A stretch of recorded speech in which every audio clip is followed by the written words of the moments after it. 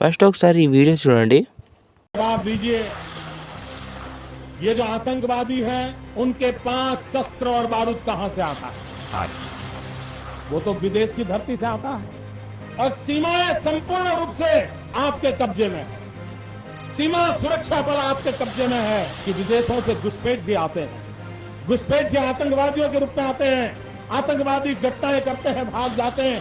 प्रधानमंत्री जी आप मुझे बताइए, सीमाएं आपके हाथ में है, कोस्टल सिक्योरिटी आपके हाथ में है, बीएसएफ सेना सब आपके हाथ में है, नेवी आपके हाथ में है, ये विदेश से घुसपैठ के कैसे घुस जाते हैं? చిన్న పిల్లాడిని అడిగినా చెప్తాడు దేశం యొక్క భద్రత బాధ్యత ఎవరిదంటే గవర్నమెంట్దని. డిసెంబర్ 2016లో మోడీ గారు ఒక ర్యాలీలో డిమానిటైజేషన్ వల్ల టెర్రరిస్టుల యొక్క నడుము విరిగిందని చెప్పారు. మరి టెర్రర్ అటాక్స్ ఎందుకు జరుగుతున్నాయి? ఒక కాశ్మీర్లోనే చూసుకుంటే నవంబర్ 2016లో జరిగిన Nagrota army base attack, July 2017లో అమర్నాథ్ యాత్ర అటాక్, ఫిబ్రవరి 2019లో Sunjuwan military station attack, February 2019లో పుల్వామా అటాక్, మార్చి 2019లో Jammu Kashmir bus station grenade blast, June 2019లో పారామిలిటరీ పోలీస్ మీద అటాక్, 2023లో పూంచ్ రిజోరీ అటాక్, 2024లో రిసాయ్ అటాక్, ఇప్పుడు 2025లో పహల్గామ్ అటాక్. ఒకదాని తర్వాత ఒక టెర్రర్ అటాక్ జరుగుతున్నా కానీ గోధి మీడియా గవర్నమెంట్ని ఎలాంటి క్వశ్చన్ అడగదు.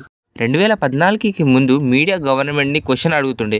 అప్పట్లో ప్రజలు కలిసికట్టుగా ప్రొటెస్ట్ చేస్తే రాజకీయ నాయకులు గవర్నమెంట్ తన తప్పును ఒప్పుకొని రిజైన్ కూడా చేసేది.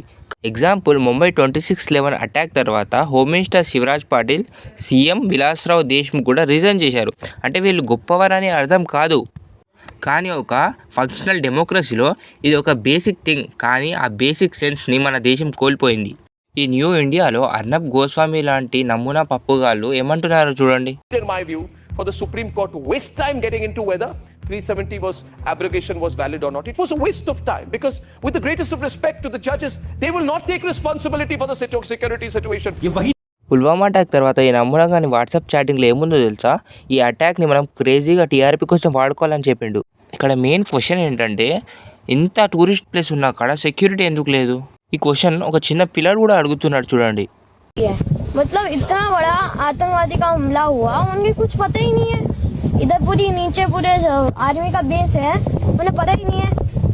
10 రోజుల క్రితం వచ్చిన ఒక రిపోర్ట్ ప్రకారం డిఫెన్స్ మినిస్ట్రీ పార్లమెంట్ స్టాండర్డ్ కమిటీకి ఇచ్చింది number of officers in army 42,095, కానీ ఆథరైజ్డ్ స్ట్రెంత్ 50,538. ఇండియాలో దాదాపు 8,400 ఆర్మీ ఆఫీసర్ షార్టేజ్ ఉంది. అంతేకాదు 92,400 సోల్జర్స్ తక్కువ ఉన్నారు. దాదాపు 1,00,000 ఆర్మీ పర్సనల్ షార్టేజ్ ఉంది. ఇది ఇట్లా ఎలా ఉంది అనేది సెకండ్ పార్ట్లో మీకు నేను ఎక్స్ప్లెయిన్ చేస్తాను. Stay tune for second part. Comment చేయండి, ఈ వీడియోని లైక్ అయితే చేసుకోండి.